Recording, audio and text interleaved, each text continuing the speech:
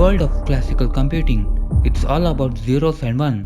Now imagine a computer bit that can be 0, 1 or both at the same time. That's the quantum leap we are making. It's like flipping a coin and getting both head and tails simultaneously. Exciting, right? Quantum bits or qubits can exist in a superposition of both states simultaneously. This enables quantum computer to perform complex computations at very high speed, exploring multiple solutions at once. Additionally, entanglement allows qubits to be interconnected in a way that the state of one qubit influences the state of another. For example, imagine two entangled electrons. If one electron is spin up, its entangled partner instantly knows to spin down, no matter how far they are kept. It's like having a magical connection that defies the rule of the normal space and time. This phenomena is entanglement, where particles become intertwined in such a way that the state of one directly influences the state of other. The quantum world has provided a unique playground for computing possibilities that challenge the boundaries of classical understanding. But wait, when it comes to define what's a zero state, what's a one state, and the mind-bending superposition of these qubits, we can't simply rely on regular one-dimensional numbers. That's where matrices step into the spotlight.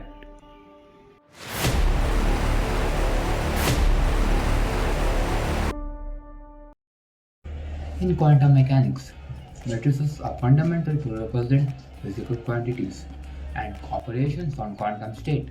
The notations simplify complex calculation and provide a concise language for describing quantum phenomena. Matrices serve as a cornerstone in understanding the behavior of a particle at the quantum level. Certainly, this expression psi is equals to alpha 0 state plus beta 1 state represents the state of a qubit in quantum mechanics.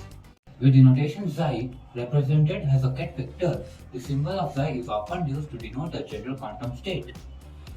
Alpha and beta are complex numbers that determine the probability amplitude of a qubit being in the state 0 and 1.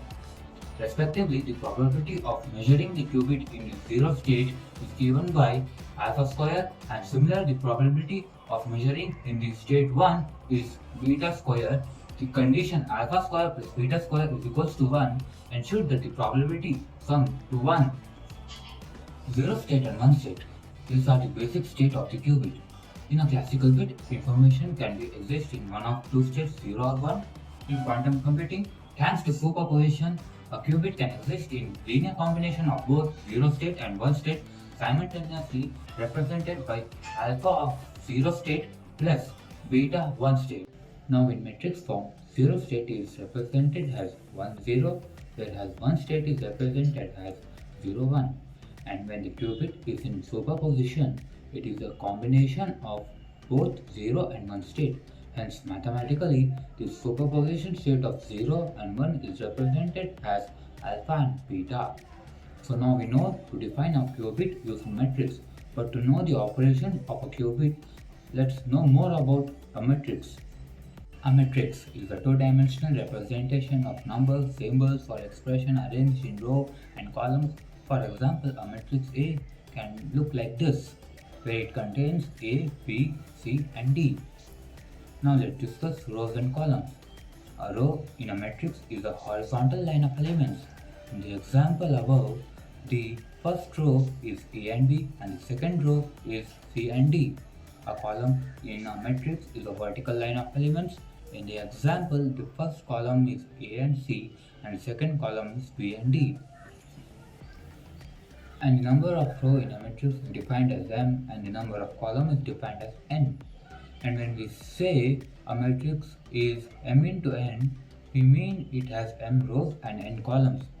The order is important because it defines the shape and size of the matrix.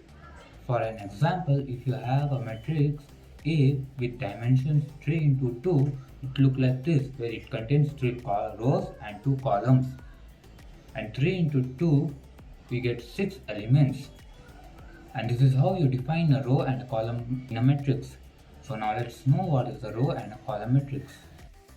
A row matrix is a matrix with a single row and multiple columns. It is often written in the form as A1, A2, A3 and so on up to AN.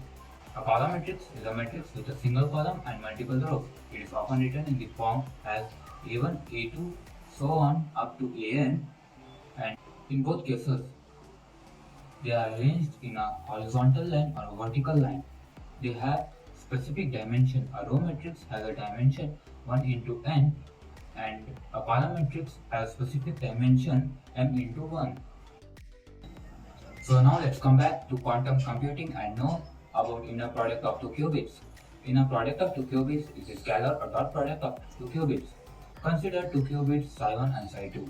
Then the inner product can be given as like this, where psi1 star denotes the conjugate transpose of psi1. So there are a lot of things here which may be confusing. So let's not go too deep in this, and just know that when the inner product of two qubits psi1 and psi2 is equal to 0, then they are said to be orthogonal, and this property is called as orthogonality. And if the inner product of a qubit psi1 to itself is equal to 1, then it is said to be normalized, and the property is called as normalized. And here we come to the end of this video. To sum up everything, today we learned about quantum computing, row and column matrix, and how to multiply two matrices and the inner product of qubits. I hope you like this video. Please like, share and subscribe this video. This video is an assignment by Sri Venkateshwar College of Engineering. The details of the assignment are shown on the screen. Once again, thanks for watching. See you next time with a new topic.